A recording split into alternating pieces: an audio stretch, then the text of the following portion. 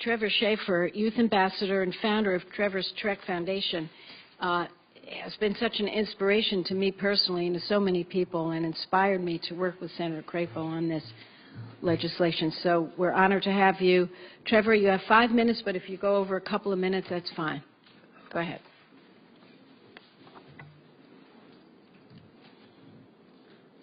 Thank you, Chair Boxer. I would also like to thank Ranking Member James Inhofe and my great Senator Mike Crapo for taking on the issue of childhood cancer and cancer clusters and what they mean to our public health. I would also like to thank all of the senators on the Environment and Public Works Committee for allowing me to address some of these issues today. And I'm so very proud to be able to state that I'm here today as a witness for both the majority and minority committee members. Most of you do not know me other than I'm associated with S76, also known as Trevor's Law. My hope is that by the end of my testimony, you will not only know me, but you will remember me as the voice of every child in this great nation.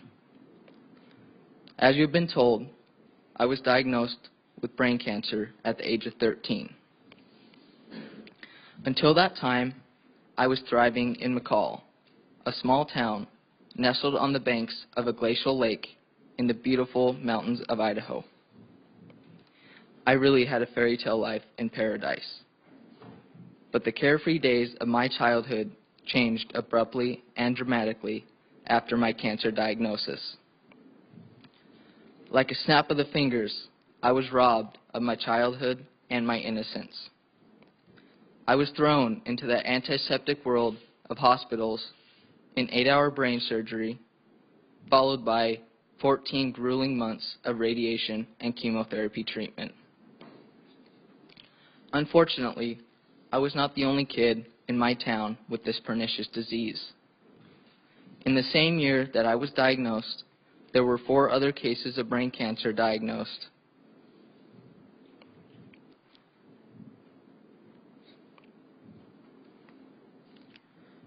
Over a 10-year period, there was an abnormally high number of cancer cases diagnosed there before and after I became ill.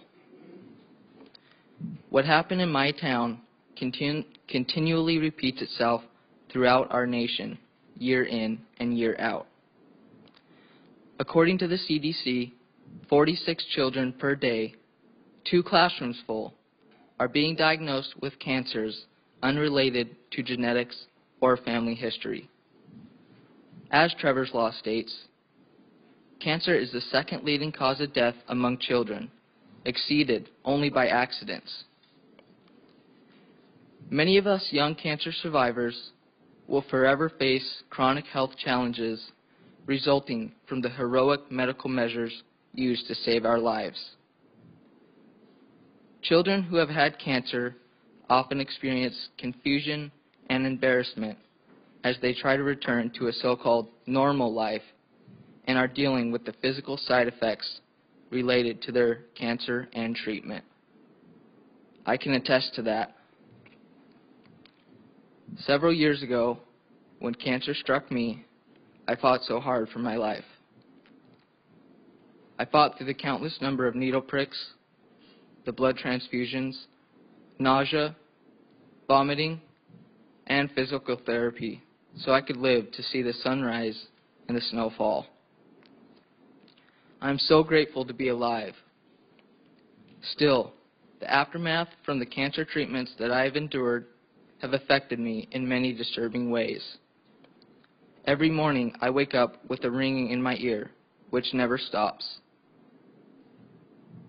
I have trouble with my memory, and I may never be able to have children of my own.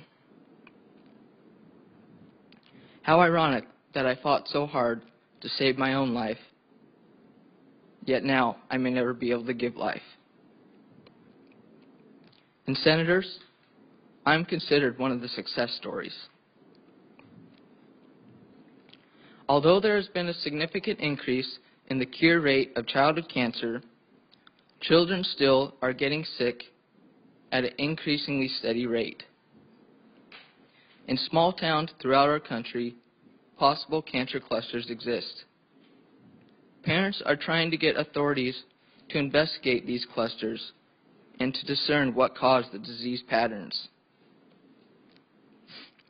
Scientists and health activists say that the government's current response to disease clusters ranges from piecemeal to non-existent. Some people are told that their small populations render them statistically insignificant. There's nothing insignificant about even one child diagnosed with cancer and then dying of that cancer without ever knowing why. Trevor's Law seeks to rectify that by allowing people in small communities to have their voices heard and their concerns validated about the environmental impact on their children's health. Environmental toxin exposure is insidious in all instances, yet it affects our children in greater proportion than adults. Children are more vulnerable to chemical toxins than adults because they have faster metabolisms and less mature immune systems.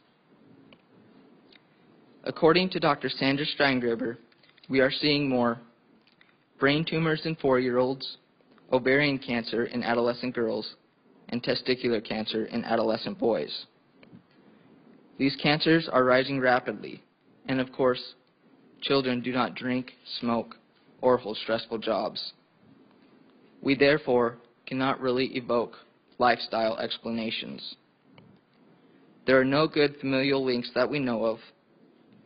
We are beginning to recognize that not only prenatal life, but adolescent life is a time of great vulnerability to cancer-causing chemicals, when the connection between health and the environment becomes even more important.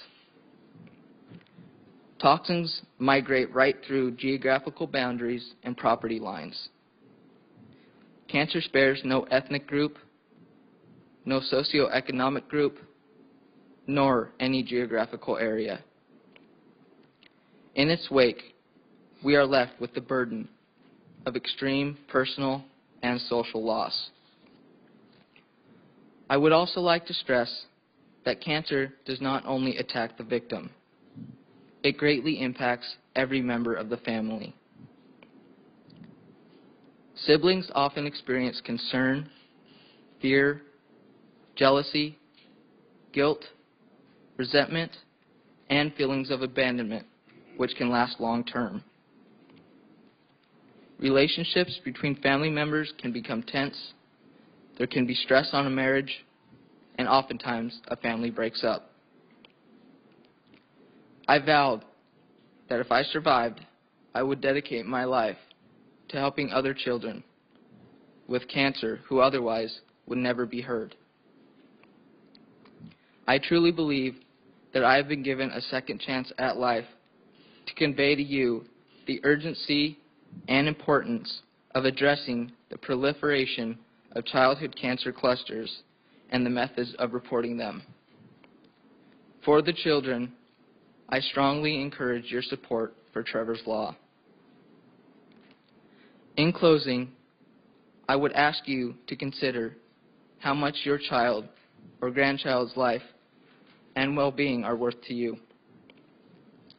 And while you're doing that, please close your eyes for a brief moment and imagine a world without children. Thank you.